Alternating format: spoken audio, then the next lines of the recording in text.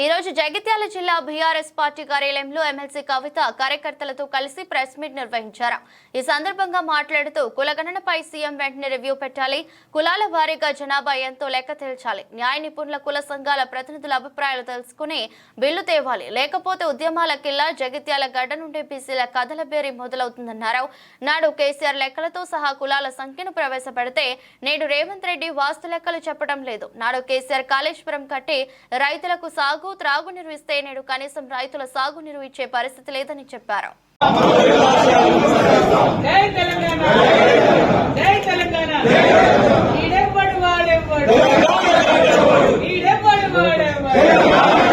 పువ్వ పెట్టలేని పరిస్థితులలో మంచి ఆహారం పెట్టలేనటువంటి పరిస్థితుల్లో ఈ ప్రభుత్వం ఉన్నది. కాంగ్రెస్ పార్టీ ప్రభుత్వం చేస్తున్నటువంటి తప్పులను తెలంగాణ సమాజం చూస్తున్నది. తప్పకుండా తప్పులు ఒకనాడు నిండుతాయి. శిశుపాలను కూడా 100 తప్పులు అయ్యేంత వరకు వెయిట్ చేసి చూసింది కాలం. ఆ తర్వాత క్షమించలేదు. కాంగ్రెస్ పార్టీని కూడా రాబోయే రోజులలో అదే జరగబోతా ఉన్నది. ఇవాళ బీసీల విషయంలో చూసినట్టయితే ఈ ప్రభుత్వం ఏం చేస్తుందో చూస్తున్నారు మీరు. ఆనాడు కేసీఆర్ గారు ఓపెన్ గా ట్రాన్స్పరెంట్ గా 52% బీసీలు ఈ రాష్ట్రంలో ఉన్నారని చెప్పి లెక్కలు తేల్చి చెప్తే ఇప్పుడు వచ్చినటువంటి రేవంత్ రెడ్డి గారి ప్రభుత్వం కనీసం లెక్క పెట్టడం కూడా రాకుండా, శాస్త్రీయంగా లెక్కలు చేయకుండా తప్పుదో పట్టిస్తూ బీసీల సంఖ్య తక్కువ చేసి చూపించడం అన్నది నిజంగా కూడా శోచనీయం. ఒక పక్క ఇదే తప్పుడు లెక్కలు తీసుకొని రాహుల్ గాంధీ గారు పార్లమెంటును తప్పుదో పెట్టే విషయంగా వారు మాట్లాడుతున్నటువంటి సందర్భాన్ని కూడా చూస్తున్నాం. ఇవన్నీ సంవత్సరంన్నర నుంచి బీసీ సంఘాలు అందరు కలిసి కొట్లాడుతూ ఉంటే ఇవాళ బీసీలకు సంబంధించి కులగణన పెట్టాల్సినటువంటి పరిస్థితి ఈ ప్రభుత్వానికి వచ్చింది. ఇప్పుడు ఒక కీలక దశలో ఉన్నాం. కులగణన చేసినామని చెప్తున్నారు. సరే, తప్పో ఒప్పో 46% ఉన్నావు. నువ్వు మాట ఏమి ఇచ్చినావు? 42% మేము రిజర్వేషన్ చేస్తా అన్నావు. మొన్న అసెంబ్లీ పిలిచింది. మరి పిలిచినప్పుడు డైరెక్ట్ గా 42% బిల్లు పెట్టాలి కదా. బిల్లు పెట్టకుండా మళ్ళా ఒక స్టేట్మెంట్ అన్నారు. ఓకే, కులగణన ఇంతమంది ఉన్నారు అన్నావు. మరి కులాల వారీగా వివరాలు ఇవ్వడానికి ఈ ప్రభుత్వానికి ఎందుకు భయం అవుతున్నది? బీసీలు 46% ఉంటే అందులో పద్మశాలీలు ఎంతమంది ఉన్నారు, మున్నూరు కాపులు ఎంతమంది ఉన్నారు, ముదిరాజులు ఎంతమంది ఉన్నారు, లెక్కలు బయట పెట్టు కదా. అవి బయట పెట్టకుండా ఎందుకు మభ్యపెట్టేటటువంటి ప్రయత్నం ఈ ప్రభుత్వం చేస్తుందో మేము ఇవాళ డిమాండ్ చేస్తా ఉన్నాం. ఇవన్నీ ఇట్లా జరుగుతుంటే ఇక రాబోయే కాలంలో మనం బిల్లు పెడితే కూడా కోర్టులలో ఆపేటటువంటి పరిస్థితి ఉంటుంది. ఇప్పుడు కోర్టులో కూడా ఎటువంటి లీగల్ ఇబ్బందులు లేకుండా బీసీ బిల్లు పాస్ చేయాల్సినటువంటి బాధ్యత ప్రభుత్వానికి ఉంది. ఇటువంటి కీలక దశలో నిన్న ఏం చేస్తుంది ప్రభుత్వం? పొన్నం ప్రభాకర్ గారి ఆధ్వర్యంలో బీసీ సంఘాల నాయకులందరూ కూడా పిలిచిరు మీటింగ్కి. నేను అనుకున్నా, అరే ప్రభుత్వం ఒక ముందడుగు వేసింది. బీసీ సంఘ నాయకులు పాపం 30 ఏళ్ల నుంచి కొట్లాడుతున్నారు. ఆర్ కృష్ణయ్య గారు లాంటి వాళ్ళు, వక్లాభరణం కృష్ణమోహన్ గారు బీసీ కమిషన్ చైర్మన్ గా వేసారు. అటువంటి పెద్ద పెద్ద నాయకులందరినీ పిలిస్తే పోన్లే ప్రభుత్వం ఒక ముందడుగు వేసింది, బిల్లు మీద చర్చ చేస్తుందేమో అనుకున్నాం. ఏం లేదు. ముఖ్యమంత్రి గారికి కనీసం ఆ మీటింగ్ ఉన్నట్టు కూడా తెలిసినట్టు మాకు అనిపిస్తలేదు. యాక్చువల్ గా అయితే ఈ టైంలో బీసీ ప్రజలందరూ ఆందోళనలో ఉన్నారు. మా సంఖ్య తగ్గిందని భయపడుతున్నటువంటి సమయంలో ముఖ్యమంత్రి గారే డైరెక్ట్ గా మీటింగ్ పెట్టాలి. ఎందుకు సమయం లేదు ఆయనకు? ఇప్పటికి 31 సార్లు ఢిల్లీకి పోయొచ్చింది ముఖ్యమంత్రి గారు.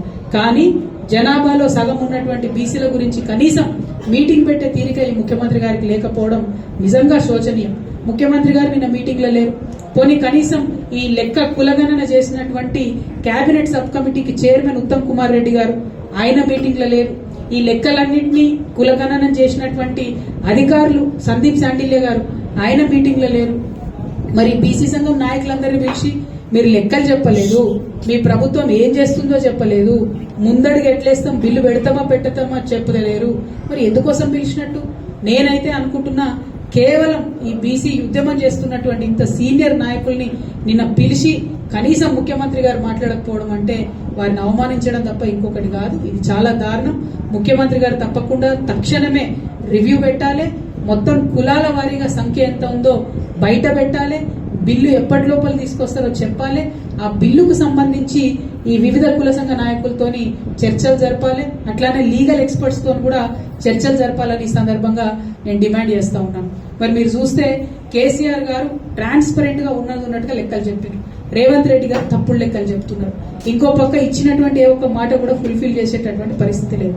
కేసీఆర్ గారి పాలనకు రేవంత్ రెడ్డి గారి పాలనకు ఎంత తేడా ఉందంటే, కేసీఆర్ గారి పాలన ఐఫోన్ లాగా ఉంటే రేవంత్ రెడ్డి గారి పాలన చైనా ఫోన్ లెక్క ఉన్నది.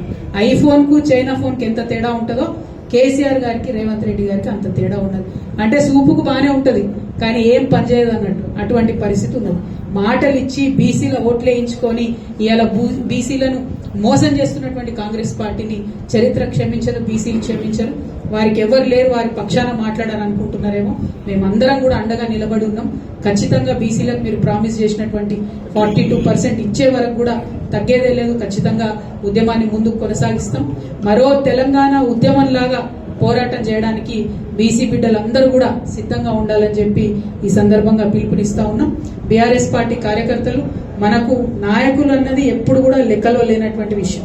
తెలంగాణ ఉద్యమం జరిగినప్పుడు కూడా పెద్ద పెద్ద నాయకులు లేరు మనకు, అయినా కూడా మనం గుండె ధైర్యంతో కొట్లాడినాం. ఇవాళ ఇక్కడ జగిత్యాలలో మనం అధికారంలో ఉన్న 10 సంవత్సరాలు అనేక కార్యక్రమాలు చేసినాం. ఇవాళ జగిత్యాలలో 4500 ఇండ్లు కేసీఆర్ గారు ప్రత్యేక శ్రద్ధ పెట్టించారు. ఆ ఇచ్చిన ఇళ్లలో 900 ఇండ్లు ఇంకా ఖాళీగా ఉన్నాయి. ఇవాళ నేను డిమాండ్ చేస్తా ఉన్న కాంగ్రెస్ ప్రభుత్వాన్ని, 900 ఇండ్లు జగిత్యాల్లో ఖాళీగా ఉన్నాయి. మీరు అర్హులైనటువంటి వాళ్ళకి ఇమీడియట్ గా ఐడెంటిఫై చేసి ఇవ్వండి. ఎందుకు ఇవ్వలేకపోతా ఉన్నారు? ఎందుకు ప్రాజెక్టులు ఫినిష్ చేయలేకపోతా ఉన్నారు? ఎందుకు వరదకాలం నింపలేకపోతున్నారు? ఎందుకు రేషన్ కార్డులు ఇవ్వలేకపోతా ఉన్నారు? దీనికి ఏమైనా కేసీఆర్ గారు అడ్డం పడ్డారా?